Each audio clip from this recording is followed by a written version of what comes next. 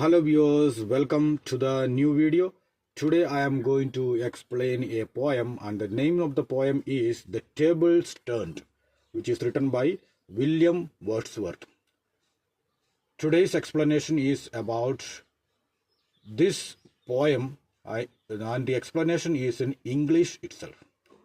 Already Hindi explanation video I have uploaded, and now I am going to upload the English version and an English explanation. So those who cannot understand Hindi can watch this video and understand about this particular poem, and the name of the poem is The Tables Turned. So first stanza: up, up my friend, and quit your books, or surely you will grow double. Up, up my friend, and clear your looks. Why all this toil and trouble?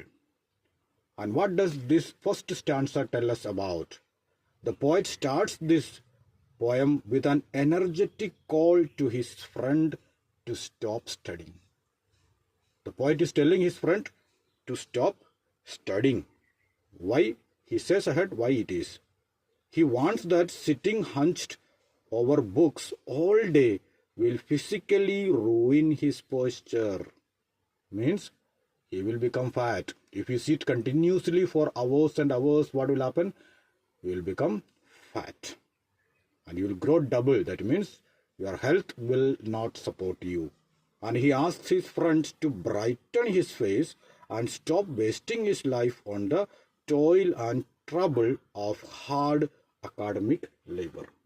So he is telling his friend to stop all this trouble, toil, hard work, everything, stop it, and then come with me.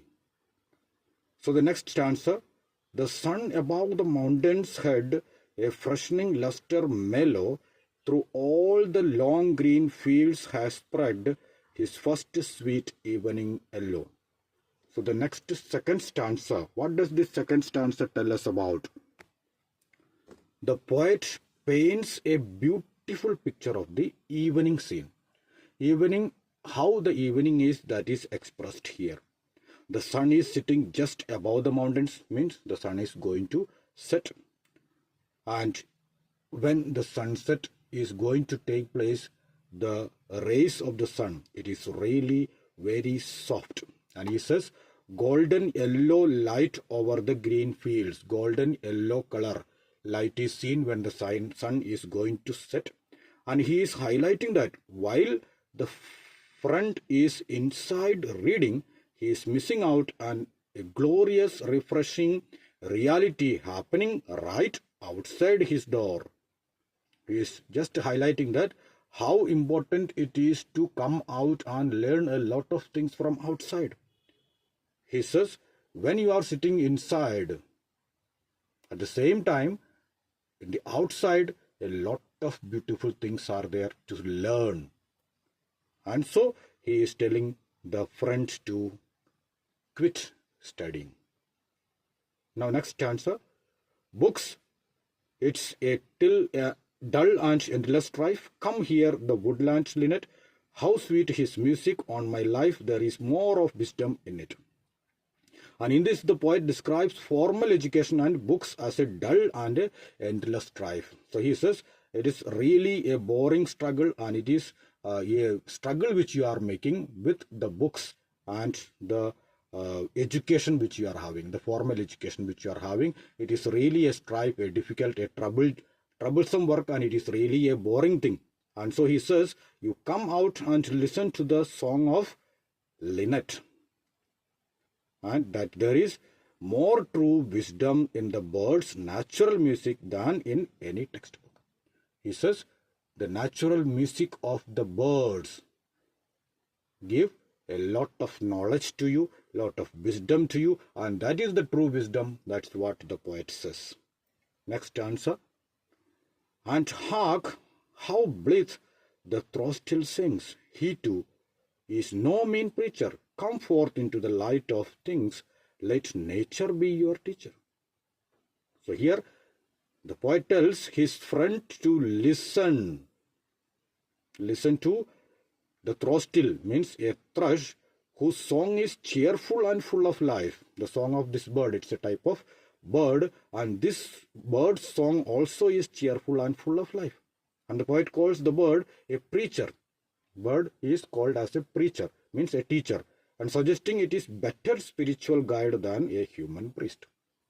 He says it is better to learn from the nature, it is better to learn from this such type of birds than learning from a human teacher.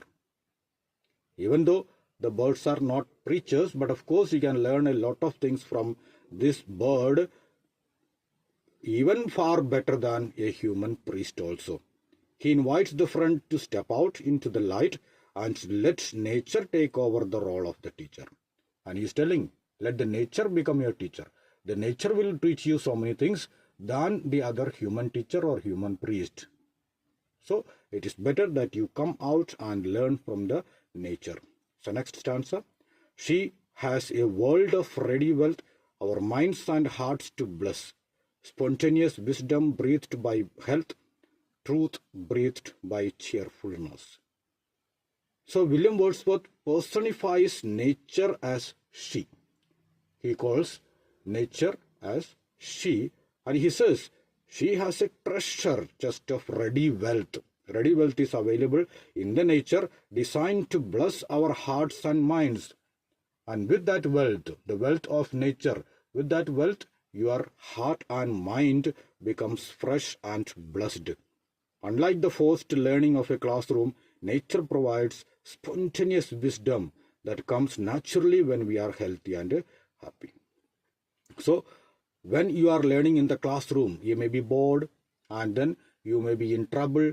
It will be very tough. And so, nature provides good wisdom, and which is coming naturally. And you are getting it naturally from the nature.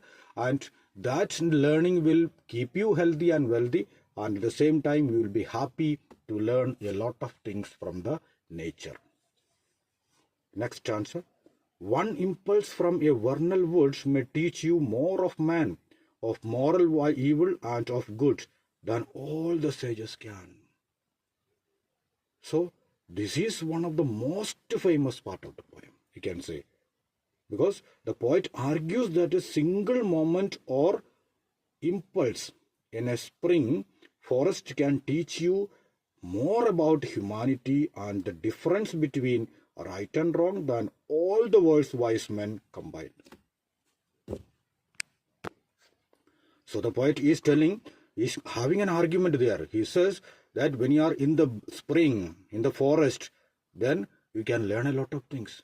The forest, the spring season in the forest and all these things, you can teach a lot more about the humanity. Even humanity ke baare mein bhi, even about the humanity also, the nature can teach you. The difference between what is right and wrong, that also can be taught by the nature.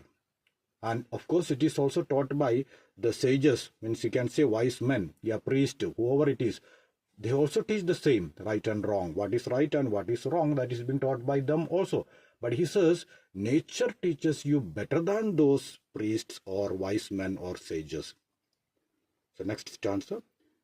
Sweet is the lore which nature brings. Our meddling intellect misshapes the beauteous forms of things we murder to dissect. So the poet says, nature's wisdom is sweet and pure.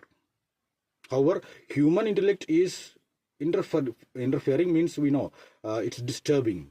Human intellect is disturbing and it makes problems. And when we try to analyze, categorize and break things from scientifically, we ruin their beauty. And when we learn more about the beauty of the nature, if you go deep into the nature, if you go to study deep about the nature, what happens? You are just spoiling it. Means that's what you are doing in a study, sitting and studying, and in that what you do, you go in detail to that particular thing, whatever is there. But the nature teaches you the normal things, the right thing, what is right is taught by the nature. And he uses the famous phrase here, we murder to dissect. which means that in our attempt to understand life by taking it apart, we actually destroy the life and the beauty within it. So when we are attempting to understand life, but we are unable to understand it, we are trying to understand our life, and what happens, we actually are destroying our life only, and the beauty within it also is destroyed by us. Next answer. Enough of science and of art. Cross up those barren leaves, come forth, and bring with you a heart that watches and receives. So in the conclusion, at the end, the last stanza, he says to his friend that he has had enough of formal science and art. So much he has learned. So about science and art, so many things you already came across, you already learned about so many things, and then he calls the pages of books barren leaves. Barren leaves, he says. Why? Because they are dead and produce no real fruit. So according to him, the study is bearing leaves, because it is not producing a real fruit at all. And he asks his friend to come outside, not with a logical or analytical mind. Once you don't come to analyze or you don't come to criticize the things, but come with an open heart. And with that, we can simply observe and receive the gift of nature. So he says, when you come out to the nature, when you come out to learn from the nature, you should have a heart and mind which is open to everything. Open heart of mind. That you should have. Otherwise, you are not going to gain anything from the nature. So that's all about this particular poem. So hope it is clear to you. Thank you very much.